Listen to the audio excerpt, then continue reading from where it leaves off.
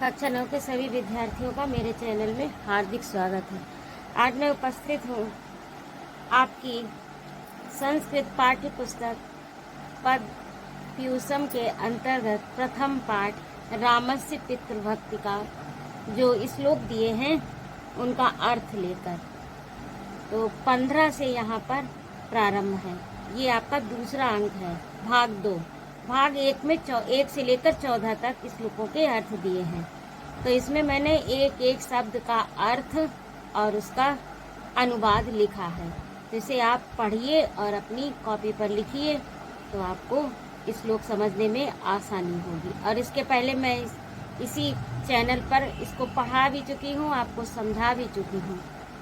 तो इसे आप संस्कृत कक्षा 9 की जो प्ले लिस्ट है उसमें आपको प्राप्त हो जाएगा, तो उसे आप देखिएगा। तो आइए प्रारंभ करते हैं। 15वां श्लोक है। इसे आप श्लोक को तो आप अपनी पुस्तक से देखिए। अहो से लेकर पावके तक। शब्दार्थ अहो अरे, दिग धिक्कार है, माम मुझे, ईदृशा इस प्रकार, बचह वचन, वक्तुम कहना, अर्हसे कर सकता, वचनात् वचन से, पतेयम पतेयम गिर सकता हूँ, पावके अग्नि में। अब इसका अर्थ है इस श्लोक का 15वें श्लोक के ये तो आपके शब्दार्थ हो गए। और इसका अनुवाद देखिए। अरे मुझे धिक्कार है, देव मेरे प्रति ऐसे वचन कहना उचित नहीं। मैं पिता के वचनों से अग्नि में गिर सकता हूँ, अर्थात कूद सकता हूँ। और 16 देखिए। वक्षेम से हितेंचा। 16वां श्लोक देखिए। विषम जहर तीक्ष्ण तीखा, पतेयम पतेयम अपि। 94 इसमें अच्छा लिखा नहीं है। पतेयम अपि गिर भी सकता हूँ। इसका अर्थ होगा गिर भी सकता हूँ। 94 समुद्र में नियुक्तो कार्य में लगाया गया, गुरुणाम गुरु से, पितरा पिता से, नृपेण राजा से, और हितैन हित, भक्षेम खा सकता हूँ। अब इसका अर्थ देखिए। राम कहते हैं कि मैं गुरु पिता और नृप के द्वारा हित के कार्य में लगाया हुआ तेज विष को भी खा सकता हूँ। यानी यदि मुझे गुरु पिता और नृप अच्छे कार्य में लगाएं तो उनके द्वारा बताए हुए कार्य के लिए मैं तेज विष को भी खा सकता हूँ, समुद्र में भी कूद सकता हूँ। अब अगला 17वां है। तद से लेकर दुर न भी भाषते, दुहि नह अभिभाषते। अब इसका शब्द देखिए। तद वह ब्रूहि बताओ, राज्यो राजा, यदि आकांक्षितम जो चाहते हैं, करिष्ये करता हूँ, करूँगा। करिष्ये ये यहाँ पर करूँगा होगा, यहाँ पर गलत हो गया, इसे आप सही कर लीजिएगा। करूँगा भविष्य काल का है। प्रतिजान प्रतिज्ञा, दुह न अभिभाषते, यानी दो वचन नहीं बोलता। और हे देवी राजा, जो चाहते हैं वह वचन मुझसे कहिए, अर्थात बताइए। मैं प्रतिज्ञा करता हूँ कि उसका पालन करूँगा। मैं दोहरी बात नहीं बोलता, अर्थात जो कहता हूँ वही करता हूँ। अब 18 का देखिए। तमार से लेकर और भ्रष्ट दारुणम तक। तम उस, आर्जव समायुक्तम यानी सरलता व कोमलता से युक्त, अनार्या नीच बुद्धि और विचार वाली या बाला एक ही बात है। यहाँ पर जैसा भी लिंग हो उस हिसाब से आप प्रयोग कर सकते हैं। सत्यवादिनम सत्यवादी से, उवाचम कहा, भ्रष्ट दारुणम अत्यंत कठोर। अनुवाद में देखिए। राम के सरल कोमल कपट रहित वचनों को सुनकर नीच बुद्धि वाली कैकेयी ने सत्यवादी राम से कठोर वचन कहे। अब अगला देखिए 19 वाला श्लोक, आप अपने उससे देखते जाइए। 19 में देखिए। पुरा से लेकर महारणे। पुरा यानी प्राचीन समय, देवासुरे देव और असुरों में, युद्ध में, पितरा पिता, ते मने वे, मम मने मेरे, और राघव राम, रक्षतेन रक्षा के लिए, बरो वरदान, दो वरदान। यहाँ पर ये छूट गया तो ऊपर लिखा है मैंने, बरो का अर्थ होता है दो वरदान। दत्तो दिए थे ससलेन वाण से विधने पर, महारणे महासंग्राम। अब इसका अर्थ है कि प्राचीन काल में हे राघव, देवासुर संग्राम में मैंने तुम्हारे पिता की वाणों से विधे होने पर रक्षा की थी और उससे प्रसन्न होकर इन्होंने मुझे 2 वरदान दिए थे। अब 20 वाला देखिए, तत्र से लेकर राघव तक। शब्दार्थ में तत्र वहाँ, याचितो मांगा या स्वीकार करा ली, मांग लिया, एक ही बात है। भरतस्या अभिषेचनम, भरत को राजगद्दी, गमनम जाना, दंडका रणे, दंडक वन में, चा अद एव और आज ही, चा मने और, अद मने आज, एव मने ही। तब तुम्हारा अप्रेण दूसरे में, एक वरदान में। हे राघव, 2 वरों में से यानी 2 वरदानों में से एक वर में भरत को अभिषेक अर्थात राजगद्दी, दूसरे में एक में भरत को अभिषेक अर्थात राजगद्दी, दूसरे वर में तुम्हें आज दंडक बन जाने का वनवास राजा से मांग लिया है।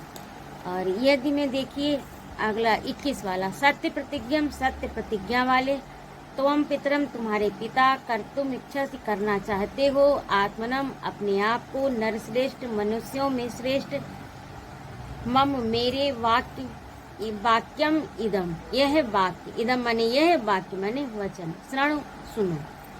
अब इसका अर्थ है यदि हे नरश्रेष्ठ राम, तुम अपने पिता को तथा अपने आप को सत्य प्रतिज्ञा करने वाला बनाना चाहते हो तो मेरे यह वाक्य सुनो अर्थात मेरी बात सुनो। त्वारण्य से लेकर वसुधामी माम, त्वा ये है आपका 22वां श्लोक। त्वा तुम्हें, अरण्यम जंगल में, प्रवेशयम यानी प्रवेश करना चाहिए।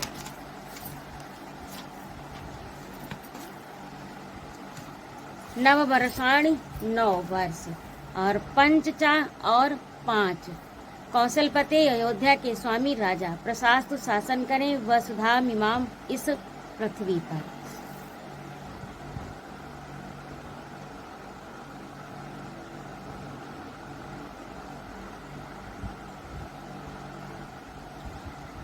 अब 22 का अनुवाद देखिए।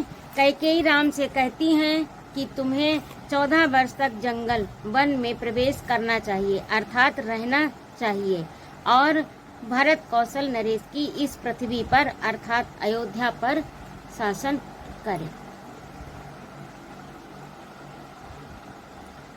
अब 23वां देखिए। 23 में तद प्रिय से लेकर च इदम ब्रवीत, शब्दार्थ में है च तद अप्रिय, उस अप्रिय, अमित्रग्न यानी शत्रुओं का वध करने वाले, मरणोपमम यानी मरण तुल्य, मृत्यु के समान, श्रुत्वा सुनकर, व्यथे यानी दुखी नहीं, च इदम ब्रवीत और यह बोले। अब इसका अनुवाद देखिए। उस अप्रिय तथा मरण तुल्य वचनों को सुनकर शत्रुओं का वध करने वाले राम दुखी नहीं हुए और वे कैकेयी से इस प्रकार बोले। एवं अस्तु प्रतिज्ञा अनुपालयन, एवं अस्तु ऐसा हो, गमिष्यामि जाऊंगा, वस्तुमहम निवास करने के लिए जटा चीर धरो, जटा और केसरिया वस्त्र यानी जटा और वलकल वस्त्र केसरिया वस्त्र एक ही बात है। इतः यहाँ से राज्ञा राजा प्रतिज्ञाम अनुपालयन यानी प्रतिज्ञा का पालन करते हुए। अनुवाद ऐसा ही हो, मैं राजा की अर्थात महाराज दशरथ की प्रतिज्ञा का पालन करने के लिए वन में वनवास के लिए जटा और केसरिया वस्त्र पहनकर जाऊंगा। और 25 वाला देखिए। अहम प्रचोदिता, शब्दार्थ अहम माने मैं, भ्रातृ भाई, भरताय भरत के लिए इष्टाम प्रियम धनानि धन को राष्ट्र प्रसन्नता पूर्वक ददाम दे सकता हूँ। और इसका अर्थ देखिए। मैं निश्चय ही स्वयं सीता, राज्य, प्रिय प्राण और धन को भाई भरत के लिए प्रसन्नता पूर्वक आपसे प्रेरित होकर दे सकता हूँ। 26 और अंतिम देखिए। ना से लेकर वचन क्रिया, शब्दार्थ पितर पिता की शुश्रूषा सेवा, तस्य उनकी धर्माचरण महत्तरम बड़ा और किंचित को। तो इस प्रकार से ये आपका 26 का शब्दार्थ हुए और इसका अर्थ इस प्रकार से है कि पिता की सेवा या उनकी आज्ञा का पालन करने जैसा होगा। करने जैसा महत्वपूर्ण धर्म है।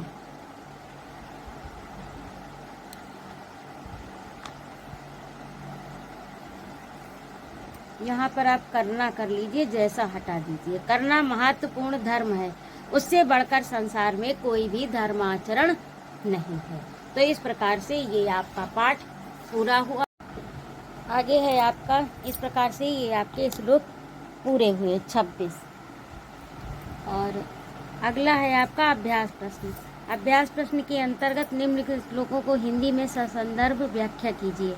तो ये तो मैंने आपको पूरे 26 का ही अर्थ दे दिया है, तो इसे आप जो है उसमें से देख सकते हैं। तो इसको यहाँ पर कराने की कोई आवश्यकता नहीं है। संदर्भ प्रसंग तो आप जानते ही हैं, मैंने इससे पहले जो भी पाठ पढ़ाए हैं उनमें कई बार आपको बताया है। तो इसे आप स्वयं लिखिए कि हम ये प्रस्तुत श्लोक हमारी पाठ्य पुस्तक संस्कृत पद पीयूषम के पाठ 1 रामस्य पितृभक्ति के अंतर्गत लिया गया है। और उस श्लोक का लिखिए जो भी उसके बारे में बताया गया है। तो ये आप खुद करिए।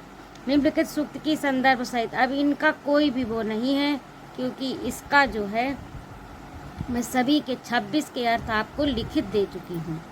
रामस्य पितृभक्ति पाठ किस महाकाव्य से अवतरित है? तो ये वाल्मीकि रामायण महाकाव्य से अवतरित है। और बहुविकल्पीय में मैं आपके ये दिए हैं, तो इसमें कराने का कोई प्रश्न ही नहीं उठता। इसमें इन्होंने उत्तर को मोटे अक्षरों में लिख दिया है। इस प्रकार से ये पाठ आपका यहीं पर पूरा होता है। अगला द्वितीय पाठ सुभाषितान लेकर मैं अगले अंक में उपस्थित होती हूँ। स्वस्थ रहिए, सानंद रहिए। जय माँ भारती।